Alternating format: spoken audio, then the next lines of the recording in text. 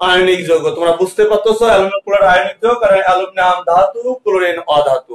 ধাতু অধাতুর মধ্যে যে বন্ধন গঠিত হয় তাকে বলা আয়নিক বন্ধন, আর যে যৌগ আয়নিক বন্ধন গঠন করে তাকে বলা আয়নিক যৌগ।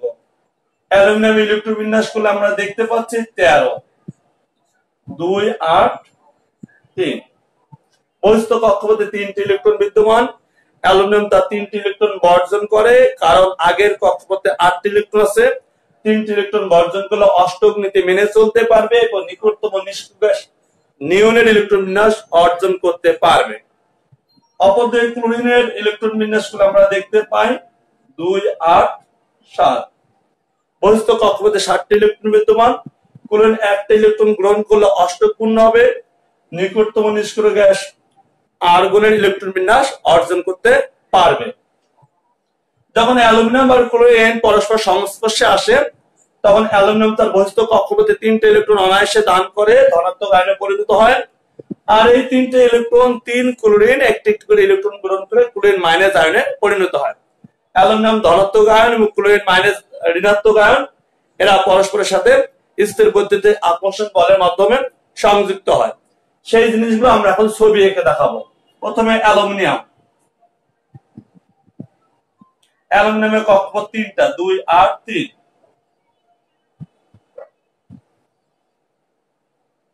আমরা এখানে অ্যালুমিনিয়াম লিখতে পারবো অথবা 13 প্লাস।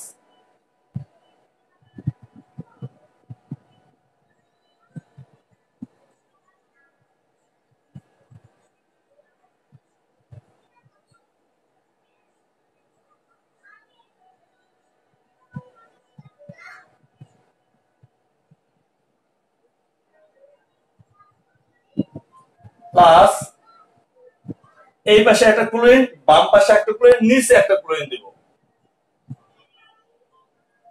যদি কেউ ক্লোরিন দিয়ে এখানে 3 লেখে তাও হবে, তাতেও কোনো সমস্যা নাই। 3টা নিচে দিতে পারবা, আমি নিচে দিচ্ছি, তবে আমি বলে দিলাম যে এখানে 3 লিখলেও হবে।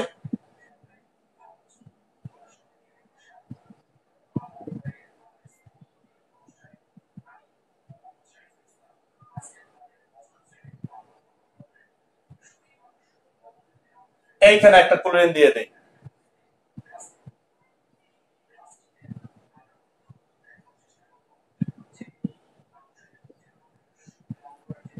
প্লাস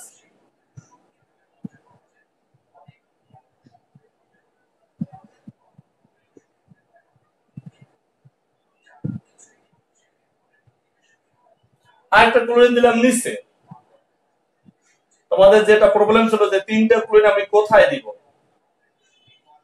নিচে দিবা।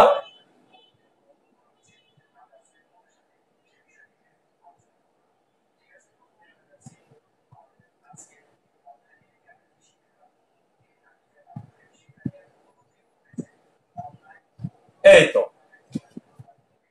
এখন এই ইলেকট্রনটা যাবে এর কাছে, এই ইলেকট্রনটা যাবে এর কাছে, এটা আসবে এই জায়গায়। ওকে, পরের স্টেপে তোমরা এই ছবিটা একবার যেভাবে 3টা আছে আমাদের বোর্ডে জায়গা না, আমাকে তাহলে মুছে ফেলতে হবে। একে কি করতে হবে, অ্যালুমিনিয়াম এই কক্ষপথটা থাকবে না, আমরা এটা যদি তোলা হয়ে যায় তাহলে পরের ছবিটা আমরা আঁকি। সবাই তুলে ফেলো, পরের ছবিটা আমরা এঁকে ফেলি। পরের ছবি এঁকে ফেলতেছি আমি, শুধু অ্যালুমিনিয়ামের এইটুকু মুছে দাও। এই পরের ছবিটা এরকম লিখবা, অ্যালুমিনিয়াম এটা মুছে যাবে, এই রেখাটা থাকবে না, এই রেখাটা থাকবে না, এই প্লাস গুলো থাকবে না। অ্যালুমিনিয়াম 3টা বর্জন করছে তাই 3 প্লাস। একটা গ্রহণ করছে তাই 1 মাইনাস। একটা গ্রহণ করছে 1 মাইনাস। এও একটা গ্রহণ করছে 1 মাইনাস। এই প্লাস মানে আকর্ষণ করবে। এই হয়ে গেল অ্যালুমিনিয়াম ক্লোরাইড। এই ছবিটা তোমাদের এঁকে দেখাইতে হবে খাতার মধ্যে। এটা হচ্ছে অ্যালুমিনিয়াম ক্লোরাইডের ডায়াগ্রাম। তাহলে তোমরা সবাই নিশ্চয়ই ছবিটা তুলতে পেরেছো। যে তোলা শেষ হয়ে যায় তাহলে আমরা মুছে ফেলবো। আর কারো যদি কোনো আয়নিক যৌগ প্রবলেম থাকে তাহলে এখনই বলতে হবে, তাহলে আমরা ছবি এঁকে দেখাবো। এটা বর্ণনাটা কিভাবে দিতে হবে সেটা তো আমরা আগেই বলেছি। অ্যালুমিনিয়াম ধাতু, ক্লোরিন অধাতু। অ্যালুমিনিয়াম ইলেকট্রন বিন্যাস করলে পাওয়া যায় 2 আর 3, বহিস্থ কক্ষপথে 3টা ইলেকট্রন বিদ্যমান। অ্যালুমিনিয়াম তার বহিস্থ কক্ষপথে 3টা ইলেকট্রন বর্জন করে, কারণ আগের কক্ষপথে 8টি ইলেকট্রন আছে, অষ্টকপূর্ণ আছে। 3টি ইলেকট্রন বর্জন করে নিকটতম নিষ্ক্রিয় গ্যাস নিওনের ইলেকট্রন বিন্যাস অর্জন করতে পারে। অপরদিকে ক্লোরিনের পারমাণবিক সংখ্যা 17, ইলেকট্রন বিন্যাস 2 8 7। বহিস্থ কক্ষপথে 7টি ইলেকট্রন বিদ্যমান, আর একটা ইলেকট্রন গ্রহণ করলে 8টা ইলেকট্রন হতো, অষ্টকপূর্ণ করতে পারতো, নিকটতম নিষ্ক্রিয় গ্যাস আর্গনের ইলেকট্রন বিন্যাস অর্জন করতে পারতো। তাই অ্যালুমিনিয়াম আর ক্লোরিন যখন পরস্পরের সংস্পর্শে আসে, তাহলে অ্যালুমিনিয়াম তার 3টা ইলেকট্রন বর্জন করে, নিকটতম নিষ্ক্রিয় গ্যাস নিওনের ইলেকট্রন বিন্যাস অর্জন করে অষ্টক নীতি মেনে চলে। আর 3টা ক্লোরিন অ্যালুমিনিয়াম দানকৃত 3টা ইলেকট্রন গ্রহণ করে, অষ্টকপূর্ণ করে, নিকটতম নিষ্ক্রিয় গ্যাস আর্গনের ইলেকট্রন বিন্যাস অর্জন করে। অ্যালুমিনিয়াম ধনাত্মক আয়ন এবং ক্লোরিন ঋণাত্মক আয়নে পরিণত হয়। এই ধনাত্মক ঋণাত্মক আয়ন স্থির গতিতে আকর্ষণ বলের মাধ্যমে আকর্ষণ করে এবং অ্যালুমিনিয়াম ক্লোরাইড আয়নিক যৌগ গঠন করে। এইটুকু তোমাকে বর্ণনায় লিখতে হবে। আমাদের যে 5টি শর্ত ছিল, সেই 5টি শর্তই মূলত এনিয়ে বিনিয়ে তোমাকে লিখতে হবে। তাহলে অ্যালুমিনিয়াম ক্লোরাইড শেষ। আর কারো কোনো প্রবলেম থাকলে আমাদের এখন বলো, নাহলে আমরা নেক্সট পড়ায় চলে যাব।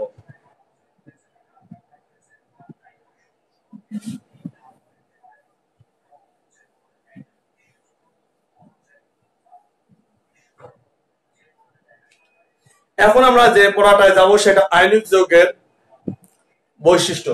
আমরা গতদিন আয়নিক যৌগের 5টি বৈশিষ্ট্য বলেছিলাম। আমরা প্রথম বৈশিষ্ট্য, আয়নিক যৌগ উচ্চ গলনাঙ্ক ও স্ফুটনাঙ্ক বিশিষ্ট। প্রথম বৈশিষ্ট্য,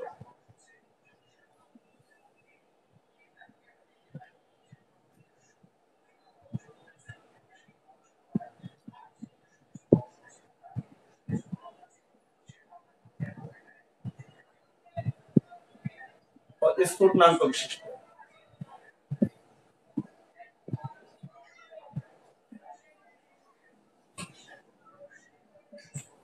এটা ছিল প্রথম বৈশিষ্ট্য, আয়নিক যৌগ উচ্চ গলনাঙ্ক স্ফুটনাঙ্ক বিশিষ্ট। কেন আয়নিক যৌগ উচ্চ গলনাঙ্ক স্ফুটনাঙ্ক বিশিষ্ট, এর কারণটা ব্যাখ্যা দিতে হলে আমাদের একটা ছবি আঁকতে হবে।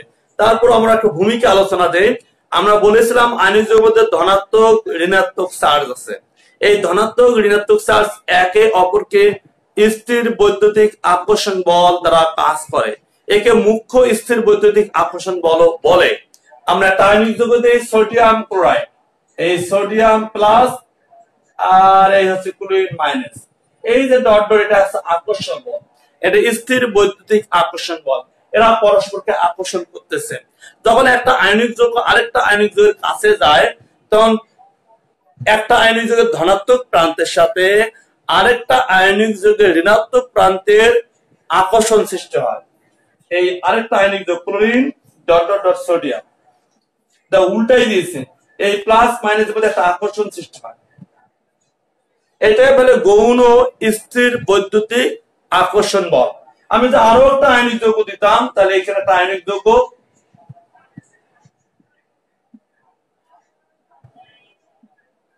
এইভাবে আকর্ষণ সৃষ্টি হবে। এটা গৌণ স্থির বৈদ্যুতিক আকর্ষণ বল। একটা সোডিয়াম ক্লোরাইড অণুকে এরকম, এর উপরেও আছে 3D ছবি যদি আঁকা হতো, এর উপরে আরেকটা লেয়ার আছে, তার উপরে লেয়ার আছে, এবং অনেকগুলো সোডিয়াম ক্লোরাইড একসঙ্গে যুক্ত হয়ে একটা বড় ধরনের দানা বা খণ্ড বা দণ্ড বা কাঠামো তৈরি করে। এখানে প্রায় 14-15টি সোডিয়াম ক্লোরাইড একসঙ্গে যুক্ত হয়ে একটা দানা তৈরি হয়। তাহলে এই যে অনেকগুলো সোডিয়াম ক্লোরাইড গৌণ স্থির বৈদ্যুতিক আকর্ষণ বলের মাধ্যমে যুক্ত আছে। আমি গৌণ স্থির বৈদ্যুতিক আকর্ষণ বলটা তীর চিহ্ন দিয়ে দেখাচ্ছি, এটা গৌণ স্থির বৈদ্যুতিক আকর্ষণ বল। যখন সোডিয়াম ক্লোরাইডকে গলাইতে হবে বা বাষ্পায়িত করতে হবে, তখন অনেকগুলো গৌণ স্থির বৈদ্যুতিক আকর্ষণ বল ভাঙতে হয়। কারণ সোডিয়াম ক্লোরাইড বা যে কোনো আয়নিক যৌগ একক অণু হিসাবে থাকে না, অনেকগুলো অণু একসঙ্গে যুক্ত হয়ে ক্লাস বা ল্যাটিস আকারে থাকে। ফলে অনেকগুলো অণু যদি একসঙ্গে লাগানো থাকে, তাহলে অণুগুলাকে তো আগে বিচ্ছিন্ন করতে হবে, তার জন্য অনেক শক্তি প্রয়োগ করতে হবে, অনেক তাপ দিতে হবে। এই কারণে আয়নিক যৌগের গলনাঙ্ক স্ফুটনাঙ্ক অনেক বেশি হয়। কথাটা তোমরা নিশ্চয়ই বুঝতে পেরেছো কেন বেশি হচ্ছে, কারণ অনেকগুলো গৌণ স্থির বৈদ্যুতিক আকর্ষণ বলের মাধ্যমে অণুগুলো গঠিত। একটা অণু থাকে না, হাজার হাজার অণু একসঙ্গে যুক্ত হয়ে একটা বড় ধরনের দানা খন্ড মতো কাঠামো তৈরি করে, ফলে হাজার হাজার অণু একসঙ্গে যুক্ত আছে গৌণ স্থির বৈদ্যুতিক আকর্ষণ বলের মাধ্যমে। ফলে অনেকগুলো গৌণ স্থির বৈদ্যুতিক আকর্ষণ বল ভাঙতে হয়। অনেকগুলো গৌণ স্থির বৈদ্যুতিক আকর্ষণ বল ভাঙার কারণে এদের গলনাঙ্ক স্ফুটনাঙ্ক অনেক বেশি হয়, অনেক তাপের প্রয়োজন হয়। এটা হচ্ছে মূল কারণ, প্রথম বৈশিষ্ট্যটার কেন আয়নিক যৌগের গলনাঙ্ক স্ফুটনাঙ্ক বেশি। আমাদের পরীক্ষায় এসেছে 2 মার্ক হিসাবে সোডিয়াম ক্লোরাইডের গলনাঙ্ক স্ফুটনাঙ্ক বেশি কেন, ক্যালসিয়াম ক্লোরাইডের গলনাঙ্ক স্ফুটনাঙ্ক বেশি কেন। তখন তোমাকে এই কথাগুলো বলতে হবে যে সোডিয়াম ক্লোরাইড একটা আয়নিক যৌগ, আয়নিক যৌগের মধ্যে ধনাত্মক ঋণাত্মক চার্জ আছে। একটা আয়নিক যৌগের ধনাত্মক প্রান্তের সাথে আরেকটা আয়নিক যৌগের ঋণাত্মক প্রান্তে আকর্ষণ সৃষ্টি হয়, ফলে একই অণু অনেকগুলো একসঙ্গে যুক্ত হয়ে বড় ধরনের একটা কাঠামো তৈরি করে। অনেকগুলো অণু যেহেতু গৌণ স্থির বৈদ্যুতিক আকর্ষণ বলের মাধ্যমে যুক্ত থাকে, তাই এদেরকে গলাইতে হলে অনেকগুলো গৌণ স্থির বৈদ্যুতিক আকর্ষণ বলকে ভাঙতে হয়, তাই এদের গলনাঙ্ক স্ফুটনাঙ্ক অনেক বেশি হয়। তাহলে প্রথম বৈশিষ্ট্যটার ব্যাখ্যা আমাদের হয়ে গেল। দ্বিতীয় বৈশিষ্ট্য, আয়নিক যৌগ ক্লাস বা ল্যাটিস বা দানা বা কাঠামো তৈরি করে।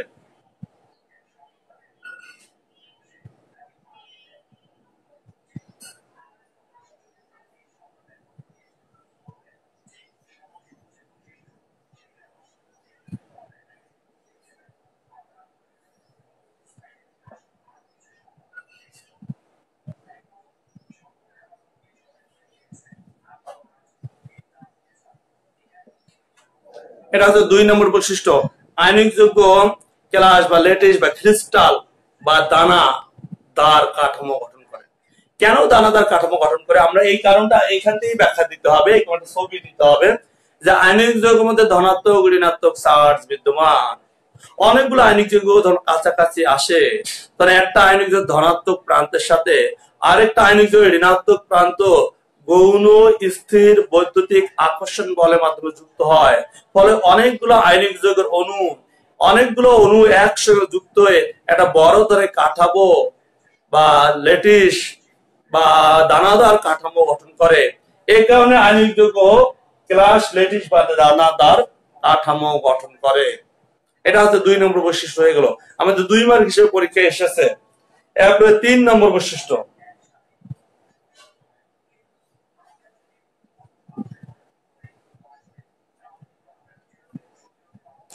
আয়নিক যৌগ কঠিন অবস্থায় বিদ্যুৎ পরিবহন করে না, কিন্তু তরল বা বিগলিত ও দ্রবীভূত অবস্থায় বিদ্যুৎ পরিবহন করে।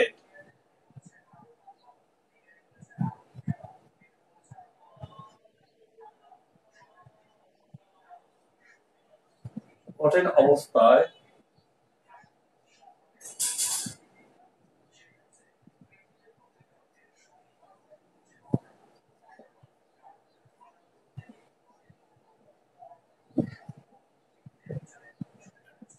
তরল বা বিগলিত ও দ্রবীভূত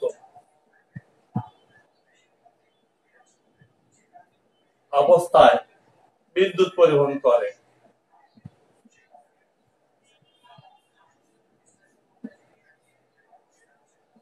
এটা হচ্ছে আমাদের 3 নম্বর বৈশিষ্ট্য, আয়নিক যৌগ কঠিন অবস্থায় বিদ্যুৎ পরিবহন করে না, কিন্তু তরল বা বিগলিত ও দ্রবীভূত অবস্থায় বিদ্যুৎ পরিবহন করে। তরল মানে কি, কঠিনে পড়ে লিকুইড যে অবস্থা সেটা বলে তরল, মানে তাপ দিয়ে গলিয়ে ফেলানো হয়েছে। তরলের আরেক নাম হচ্ছে বিগলিত, গলা। আর দ্রবীভূত মানে পানিতে দ্রবীভূত, আয়নিক যৌগ পানিতে দ্রবীভূত হয়, তাহলে এটা দ্রবণ তৈরি হয়, সেটা বলে দ্রবীভূত। তার মানে তরল আর দ্রবীভূত এই 2 অবস্থায় বিদ্যুৎ পরিবহন করে। কেন বিদ্যুৎ পরিবহন করে এই জিনিসটা এখন আমরা ব্যাখ্যা দেবো। ব্যাখ্যা দেওয়ার জন্য এই ছবিটা আমাদের লাগবে। আয়নিক যৌগ কঠিন অবস্থায় বিদ্যুৎ পরিবহন করে না, কারণ আয়নিক যৌগ কঠিন অবস্থায় অনেকগুলা অণুর একটা ধনাত্মক প্রান্তের সাথে আরেকটা ঋণাত্মক প্রান্ত গৌণ স্থির বৈদ্যুতিক আকর্ষণ বলের মাধ্যমে যুক্ত থাকে। কারণ আয়নিক যৌগ একক অণু হিসেবে থাকে না, অনেকগুলো অণু একসঙ্গে যুক্ত হয়ে ক্লাস বা ল্যাটিস বা দানাদার কাঠামো হিসেবে বিরাজমান থাকে, ফলে এরা সহজে মুক্ত হয় না। তাই আয়নিক যৌগ বিদ্যুৎ পরিবহন করতে পারে না, কারণ তখন মুক্ত ইলেকট্রন সৃষ্টি করতে পারে না। অপরদিকে যে তরল বা বিগলিত হয়ে যায় বা দ্রবীভূত হয়ে যায়, তখন আয়নিক যৌগ বিদ্যুৎ পরিবহন করে। তখন আবার একটা ছবি দিতে হবে।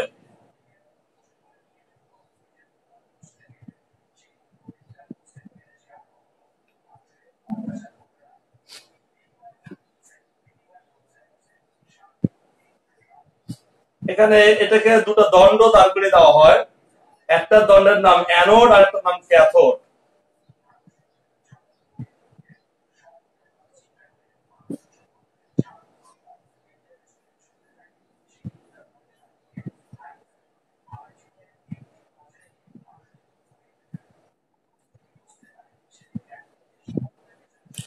হ্যাঁ, এখন তোমাদের ব্যাপারটা বুঝতে হবে। আমি এখানে আয়নিক যৌগ নিলাম, তরল বা বিগলিত।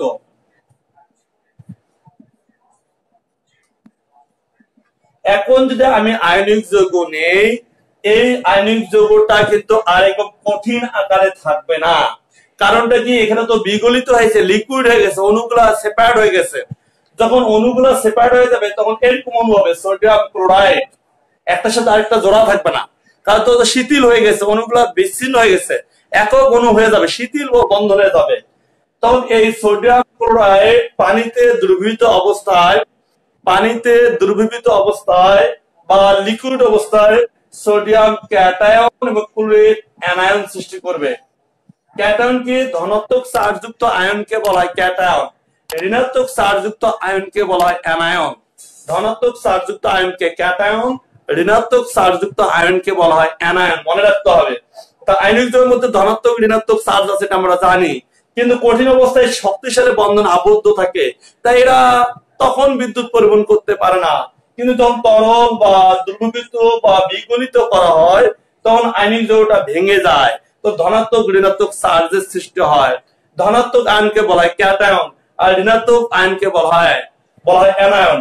যে দুটো দণ্ড দাঁড় করানো থাকে, এই দণ্ড দুটোর নাম তড়িৎদ্বার। মনে রাখতে হবে, তড়িৎদ্বার। তড়িৎদ্বার দুই ধরনের, একটা নাম হচ্ছে ক্যাথোড আর একটা নাম হচ্ছে অ্যানোড। এই ডান পাশেরটা হচ্ছে ক্যাথোড, আমরা এখানে লিখে দিলাম ক্যাথোড। বাম পাশেরটা হচ্ছে অ্যানোড। তাহলে তড়িৎদ্বার দুই ধরনের, ক্যাথোড, অ্যানোড। ক্যাথোড কাকে বলেন? ক্যাথোডে সাধারণত বিজারণ ঘটে। এই ক্যাথোডে বিজারণ কি, ইলেকট্রন গ্রহণকে বলা হয় বিজারণ। আমরা এখন এই জিনিসগুলো পড়াই নাই। তাই ক্যাথোডে মূলত বিজারণ ঘটে, ইলেকট্রন গ্রহণ ঘটে। অ্যানোডে জারণ ঘটে, জারণ মানে ইলেকট্রন ছেড়ে দেয়। এইখানে যে ক্যাটায়ন অ্যানায়ন থেকে, ক্যাটায়ন ক্যাথোডে যায়, ক্যাথোডে গিয়ে ইলেকট্রন গ্রহণ করে, আর এই অ্যানায়ন অ্যানোডে যায়, অ্যানোডে গিয়ে ইলেকট্রন ছেড়ে দেয়। যে ইলেকট্রনটা ছেড়ে দেয় সেই ইলেকট্রনটা অ্যানোড হয়ে তড়িৎবাহী তার হয়ে এই দিকে বাল্বটা জ্বলে, তারপরে ক্যাথোডের দিকে চলে আসে। এই যে ইলেকট্রিসিটি যাচ্ছে, এই দিকে ঘুরে ঘুরে যাচ্ছে, তখন বাল্বটা জ্বলে ওঠে, অর্থাৎ তড়িৎ পরিবহন করে। তাহলে আমরা যে জিনিসটা ব্যাখ্যা দিতে চাচ্ছি সেই জিনিসটা হচ্ছে এরকম, যে এখানে যে আয়নিক যৌগটা নিয়েছিলাম, সেই আয়নিক যৌগ তরল বা বিগলিত বা দ্রবীভূত, তখন আয়নিক যৌগ ক্লাস বা ল্যাটিস আকারে থাকে না, তখন এরকম হয়ে যায়। আয়নিক যৌগের মধ্যে ধনাত্মক ঋণাত্মক চার্জ সৃষ্টি হয়। ধনাত্মক চার্জযুক্ত আয়নকে বলা হয় ক্যাটায়ন আর ঋণাত্মক চার্জযুক্ত আয়নকে বলা হয় অ্যানায়ন। ক্যাটায়ন ক্যাথোডে গিয়ে ইলেকট্রন গ্রহণ করে, অর্থাৎ বিজারণ ঘটায়। অ্যানায়ন অ্যানোডে গিয়ে ইলেকট্রন ছেড়ে দেয়, অর্থাৎ জারণ ঘটায়। অ্যানায়ন ইলেকট্রন ছেড়ে দেয়, সেই ইলেকট্রন অ্যানোড হয়ে অ্যানোড তড়িৎবাহী তার দিয়ে ক্যাথোডের দিকে আসে। যখন ইলেকট্রন চলাচল শুরু হয়, বিদ্যুৎ পরিবহন শুরু হয়ে যায়। এইভাবে মূলত আয়নিক যৌগ বিদ্যুৎ পরিবহন করে। অনেক বড় একটা ব্যাখ্যা, 4 মার্ক 3 মার্ক আমাদের পরীক্ষা এসেছে। আমাদের ছবি দিতে হবে দুটা, একটা হচ্ছে ক্লাস বা ল্যাটিসের ছবি যখন বিদ্যুৎ পরিবহন করে না, আর একটা লিকুইডের ছবি দিতে হবে যখন বিদ্যুৎ পরিবহন করে। যখন লিকুইডের ছবি দিবে তখন এইরকম পাশে দেখাইতে হবে ক্যাটায়ন অ্যানায়ন। ক্যাটায়ন ক্যাথোডে যায়, তারপর ইলেকট্রন গ্রহণ করে, বিজারণ ঘটায়। অ্যানায়ন অ্যানোডে যায়, ইলেকট্রন ছেড়ে দেয়, জারণ ঘটায়। এই দানকৃত বা ছেড়ে দেওয়া ইলেকট্রনটি অ্যানোড দিয়ে তড়িৎ প্রবাহী তার দিয়ে ক্যাথোডের দিকে যায়, পরে ইলেকট্রন চলাচল শুরু হয়। যেহেতু ইলেকট্রন চলাচল শুরু হচ্ছে না, তার মানে তড়িৎ পরিবহন হচ্ছে। ইলেকট্রন চলাচলে হচ্ছে তড়িৎ পরিবহন, যেহেতু ইলেকট্রন চলাচল হচ্ছে তার মানে তড়িৎ পরিবাহিত হচ্ছে। এভাবে আয়নিক যৌগ তড়িৎ পরিবহন করে। তোমাদের দেশটা খুবই ইম্পর্টেন্ট একটা প্রশ্ন। তাহলে আমাদের এই বৈশিষ্ট্যটা হয়ে গেল। এখন আমরা যাব 4 নম্বর বৈশিষ্ট্য। 4 নম্বর বৈশিষ্ট্য পড়ার আগে আমরা 5 নম্বর বৈশিষ্ট্যটা পড়াই। 5 নম্বর বৈশিষ্ট্য, আয়নিক যৌগ তাপ পরিবহন করে। আমরা এটা বৈশিষ্ট্য বলেছিলাম। 5 নম্বর বৈশিষ্ট্য, আয়নিক যৌগ তাপ পরিবহন করে। হ্যাঁ, আয়নিক যৌগ তাপ পরিবহন করে, তবে কঠিন অবস্থায় সে তরল বা লিকুইড বা দ্রবীভূত অবস্থায় বেশি তাপ পরিবহন করতে পারে। এইভাবে আয়নিক যৌগ যদি রাখা হয়, এখানে যদি তাপ প্রয়োগ করা হয়, যদি চিত্রের সাথে রিলেটেড, তাই আমরা ওইটা বলে দিচ্ছি। আমাদের ইম্পর্টেন্ট কল, তারপর আমাদের ব্যাখ্যাটা বলে দিতে হবে। তোমরা জানো, ক্লাস 8 এ পড়ে আসছিলা যে তাপ পরিবহনের 3টা পদ্ধতি, একটা পরিবহন, একটা পরিচলন, একটা বিকিরণ। এই 3টা পদ্ধতি সম্ভবত তোমরা ক্লাস 8 এ পড়ে এসেছো। এইখানে যখন তাপ প্রয়োগ করে, যেহেতু এটা লিকুইড, বিগলিত বা দ্রবীভূত, যখন তাপ প্রয়োগ করা হয় তখন এই অণুগুলা উত্তপ্ত হয়ে যায়। উত্তপ্ত অণু হলে এগুলো হালকা হয়ে যায়, হালকা অণুগুলো উপরের দিকে চলে যায়, তাহলে উপরের অণুগুলো ভারী, তার নিচের দিকে নামে। এই উপরে অণু নিচের অণু উপরে চলাচল করতে করতে তাপের আদান প্রদান শুরু হয় এবং প্রত্যেকটা অণুর মধ্যে তাপ পরিবহন শুরু হয়ে যায়। এইভাবে মূলত আয়নিক যৌগ তরল বা বিগলিত বা দ্রবীভূত অবস্থায় বিদ্যুৎ পরিবহন করতে পারে। তাহলে আমরা যেটা বললাম যে 5 নং বৈশিষ্ট্যটা হচ্ছে আয়নিক যৌগ তরল বা বিগলিত বা দ্রবীভূত অবস্থায় তাপ পরিবহন করতে পারে। এই তাপ এভাবে পরিবাহিত হয়। এটা হচ্ছে পরিচলন পদ্ধতিতে তাপ পরিবাহিত হয়। নিচে অণুগুলো প্রথমে উত্তপ্ত হয়, উত্তপ্ত হওয়ার পর হালকা হয়ে যায়, হালকা জিনিস সর্বদা উপরের দিকে ধাবিত হবে, আর উপরে এগুলো ভারী অণু, এগুলো তাপ কম আছে, এগুলো নিচের দিয়ে নামবে। ভারী অণু নিচের দিকে, হালকা অণু উপরের দিকে উঠবে, এদের মধ্যে সংঘর্ষ হবে, এদের মধ্যে তাপের আদান প্রদান ঘটবে, এক সময় সম্পূর্ণ লিকুইড পদার্থের মধ্যে তাপ ছড়িয়ে যাবে। এইভাবে মূলত আয়নিক যৌগ তাপ পরিবহন করে। তা 5 নম্বর বৈশিষ্ট্য হয়ে গেল। আমাদের 4 নম্বর বৈশিষ্ট্যটা আমরা বাকি রেখেছি। এখন আমরা 4 নম্বর বৈশিষ্ট্যে যাব।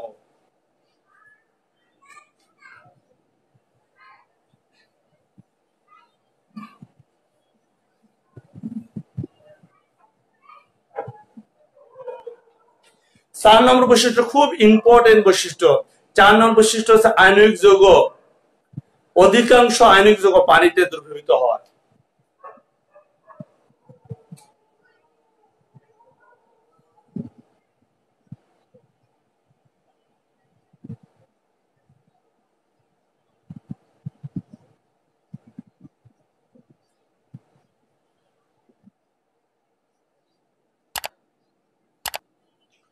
ওকে, তোমরা পয়েন্টটা লিখো, একটু গেস করো, আমি আসতেছি।